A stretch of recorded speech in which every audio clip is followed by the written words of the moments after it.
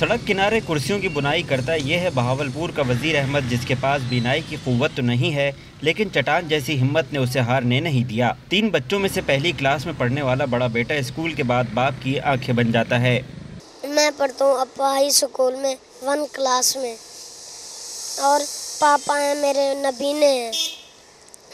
वही जब मुझे छुट्टी मिल जाए इसलिए मैं अब्बू के पास ही आ जाता हूँ, फिर अब्बू की मदद करवाता हूँ।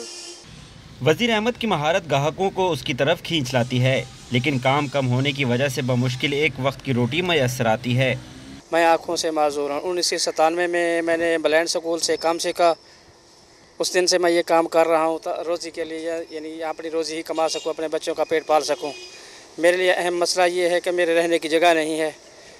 मैं ऐसे ही किसी मकान पे मैं रह रहा हूँ। किसी नेक दिल ने अपने घर में एक कमरा रिहाइश के लिए दे रखा है, जहाँ ये बाहिम्मत ख़ानदान अपनी ज़िंदगी गुजार रहा है। अगर हिम्मत हो जवां और हौसले हों बुलंद तो माजूरी राह की रुकावट नहीं बनती। वज़ीर अहमद इसकी जीती जागती मिसाल है।